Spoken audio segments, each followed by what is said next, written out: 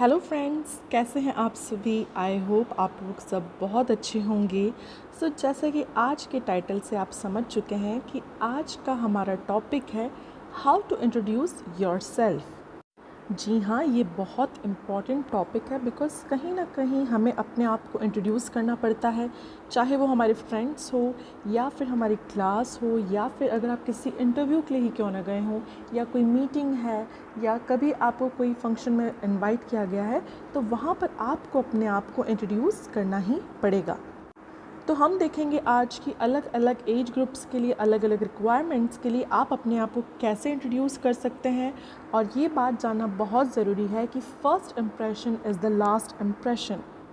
अगर आपने पहली बार में ही किसी को इम्प्रेस किया है अपने वे ऑफ स्पीकिंग से या फिर जिस तरह से आप अपने आप को इंट्रोड्यूस करते हैं, तो डेफ़िनेटली आप वहाँ पर अपना एक बहुत बड़ी गहरी छाप छोड़ देते हैं। तो मेक श्योर जब आप किसी को अपने बारे में बताएं तो पहले से आपकी तैयारी होना बहुत ज़रूरी है। वैसे तो हम अगर अपने फ्रेंड्स के साथ अगर बातें कर रहे हैं या जिन लोगों को हम जानते हैं ऑलरेडी, उनके सामने अपने आप को इंट्रोड्यूस करना ईजी होता है। लेकिन अगर कई बार क्राउड ज़्यादा है या फिर आपको इंटरव्यूअर के सामने अपने आप को इंट्रोड्यूस करना है, उस टाइम पे हम लोग को थोड़ा सा रिक्वायर्ड होता है कि हम तरीके से किस लैंग्वेज में यूज़ करना है, किस तरीके से वर्ड्स का यूज़ करना है और क्या क्या इन्फॉर्मेशन हमारी तरफ से सामने वाले को जाना है। So without wasting any time, let's go into the main video. Before that, make sure आपने मेरे चैनल को सब्सक्राइब कर लिया है और अब तक तो आप इस वीडियो को पसंद ही करने लगे होंगे, तो मेक श्योर इस वीडियो को लाइक भी करें।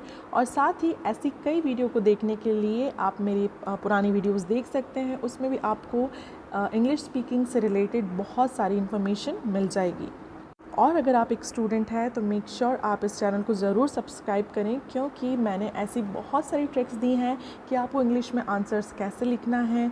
वो वीडियो अगर आपने नहीं देखी है तो मेक श्योर आप जाकर उस वीडियो को ज़रूर देखें। आइए बढ़ते हैं अपनी मेन वीडियो पर। सबसे पहले जब आप इंटरव्यू में जाएं या फिर अपने आप को इंट्रोड्यूस करें तो आपको सबसे पहले सभी को ग्रीट करना है। ग्रीट मतलब सभी का अभिवादन करना है, सभी को टाइम विश करना है। तो उसके लिए आप बोल सकते हैं good morning, good afternoon, good evening, लेकिन आपको हाय, हेलो ये सारी बातें नहीं कहना है।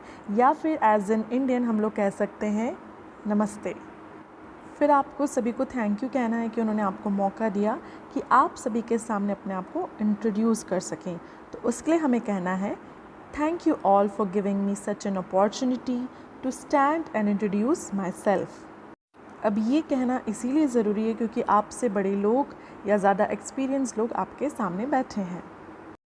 नेक्स्ट आपको आपका नाम बताना है, तो आप स्टार्ट कर सकते हैं आई एम, दिस इज़ या फिर माई नेम इज़।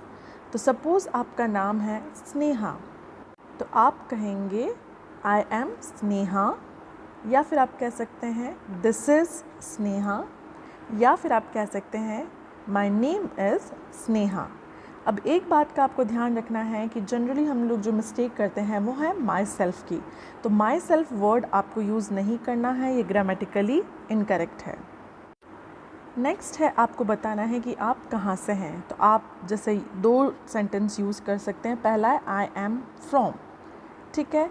सपोज़ आप दिल्ली से, तो आप कह सकते हैं आई एम फ्रॉम दिल्ली, या फिर आई बिलोंग्स टू दिल्ली। या फिर अगर आपका इंटरव्यू दिल्ली में हो रहा है और आप सपोज़ जयपुर में चले गए हैं और जयपुर में अगर आपको आपका इंट्रोडक्शन देना है तो वहाँ आप कह सकते हैं आई एम फ्रॉम दिल्ली।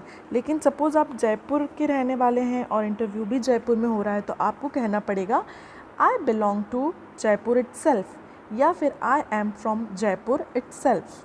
तो एक वर्ड और ऐड हो जाएगा इटसेल्फ। इटसेल्फ का मतलब का ही हूँ या किसी शहर का ही रहने वाला हूँ।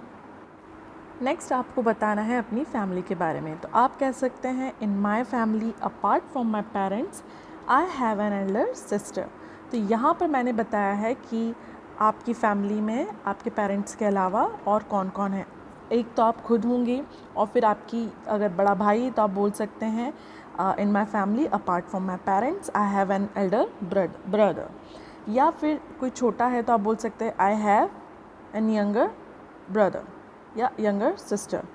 अगर आपके घर में ग्रैंड पेरेंट्स भी रहते हैं तो आप उनके साथ कह सकते हैं कि in my family apart from my parents and grandparents I have an elder brother. Next है क्वालिफ़िकेशंस, कि आप कितने पढ़े हैं, आप क्या कर रहे हैं, वो सब बातें आप बता सकते हैं। अब सपोज़ अगर आप 11th स्टैंडर्ड में हैं तो आप कह सकते हैं आई एम इन क्लास 11। आप 11th नहीं कहेंगे, आप कहेंगे आई एम इन क्लास 11।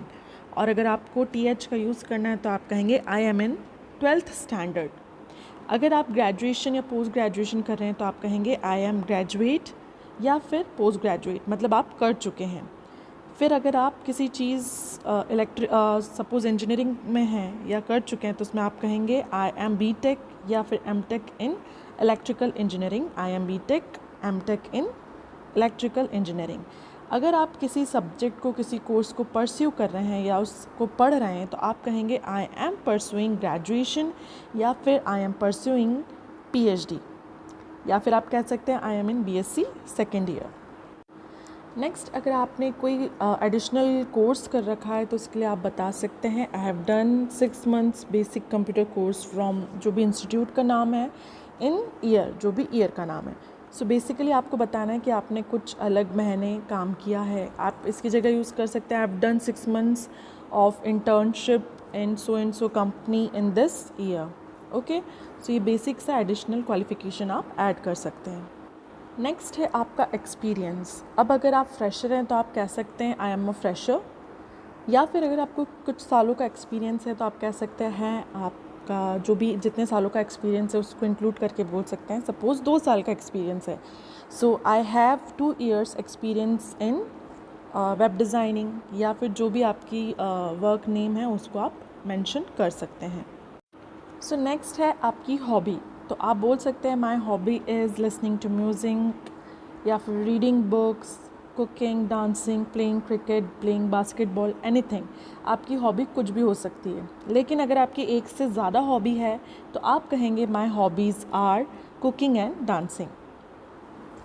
या फिर आप ऐसा भी कह सकते हैं I love to dance, I love to cook, I love to play cricket. और आखिरी में आपको एक बहुत इंपॉर्टेंट चीज़ कहना है, that's all about me, thank you.